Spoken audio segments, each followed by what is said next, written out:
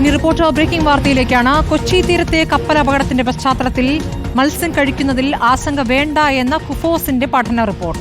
മത്സ്യസമ്പത്ത് നിലവിൽ സുരക്ഷിതമാണെന്നാണ് റിപ്പോർട്ട്. കൊല്ലം, തോട്ടപ്പള്ളി ഭാഗങ്ങളിൽ നിന്ന് ശേഖരിച്ച സാമ്പിളുകളിൽ നടത്തിയ പഠനത്തിലാണ് ഇക്കാര്യം സ്ഥിരീകരിച്ചത്. 5 അംഗ സമിതിയുടെ റിപ്പോർട്ട് നാളെ ഫിഷറീസ് വകുപ്പിന് സമർപ്പിക്കും.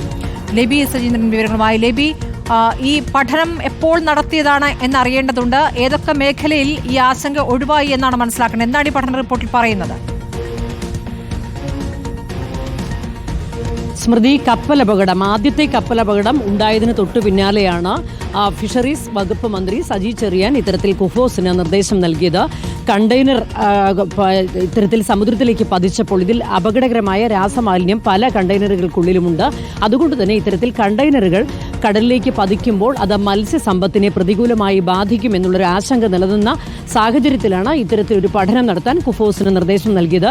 ഇതേ തുടർന്നാണ് കൊല്ലം, ആലപ്പുഴ ഭാഗങ്ങളിൽ നിന്ന് സാമ്പിൾ ശേഖരിച്ചുകൊണ്ട് കുഫോസ് പഠനം നടത്തിയത്. 5 അംഗ സമിതിയുടെ പഠനത്തിന്റെ പ്രാഥമിക വിവരമാണ് ഇപ്പോൾ പുറത്തു വന്നിരിക്കുന്നത്. ഈ പ്രാഥമിക റിപ്പോർട്ട് നാളെ തന്നെ ഫിഷറീസ് വകുപ്പിന് കൈമാറുകയും ചെയ്യും. ഇതിൽ ഏറ്റവും തീരദേശ മേഖലയെ ആകെ ആശങ്കപ്പെടുത്തുന്ന ഒരു കാര്യമായിരുന്നു മത്സ്യം കഴിക്കാൻ സാധിക്കുമോ, മത്സ്യം കഴിച്ചിട്ടുണ്ടെങ്കിൽ വിവിധ രീതിയിലുള്ള പ്രത്യാഘാതങ്ങളൊക്കെ ഉണ്ടാകുമെന്നുള്ള ആശങ്കകളൊക്കെ ഈ സമയത്ത് പ്രചരിച്ചിരുന്നു.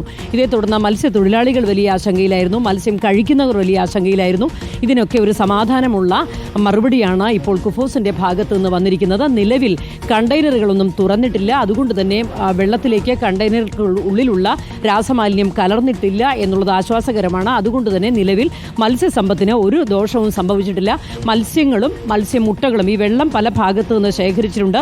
അത് 10 അടി താഴ്ച, 20 30 അടി താഴ്ച, 50 അടി താഴ്ച, 10 മീറ്റർ, 30 മീറ്റർ, 50 മീറ്റർ എന്നിങ്ങനെ കടലിന്റെ ആഴത്തിലേക്ക് ഇറങ്ങിയുള്ള വെള്ളമാണ് പല സാമ്പിളുകളായി ശേഖരിച്ചത്. ഇതൊക്കെ വിശദമായി തന്നെ കുഫോസ് പഠിക്കുകയുണ്ടായി. അതിൻ്റെ കൂടെ മീനുകളെയും മുട്ടകളും ശേഖരിച്ചുകൊണ്ടും പഠനം നടത്തി. ഇതിലൊന്നും അപകടകരമായ രാസമാലിന്യം കലർന്നിട്ടില്ല എന്നുള്ള ആശ്വാസകരമായ പ്രതികരണമാണ് ഇപ്പോൾ കുഫോസിന്റെ ഭാഗത്ത് നിന്ന് ലഭിക്കുന്നത്. അതുപോലെ തന്നെ ഈ 13 കണ്ടെയ്നറുകൾക്കുള്ളിലാണ് വളരെ അപകടകരമായ രാസമാലിന്യമുള്ളത്.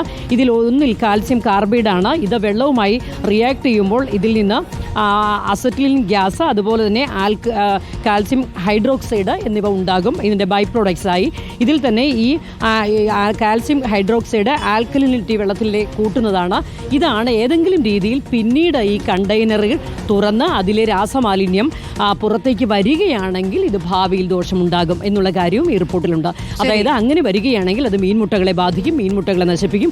അടുത്ത വർഷം മെയ് ജൂൺ കാലങ്ങളിൽ നത്തോലി, അതുപോലെ തന്നെ ചാള തുടങ്ങിയ മത്സ്യങ്ങളുടെയൊക്കെ അളവിനെ ഇത് ബാധിക്കും എന്നുള്ള കാര്യവും കുഫോസിന്റെ റിപ്പോർട്ടിലുണ്ട്. സ്മൃതി, ശരി. കുഫോസിന്റെ പഠന റിപ്പോർട്ടിന്റെ വിവരങ്ങളാണ് ഇപ്പോൾ പുറത്തു വരുന്നത്. നിലവിൽ മത്സ്യമേഖലയ്ക്ക് ആശങ്കപ്പെടേണ്ട ഒന്നുമില്ല എന്നുള്ളതാണ് പഠന റിപ്പോർട്ട്. ലെബി സുജീന്ദ്രനാണ് വിവരങ്ങൾ നൽകിയത്.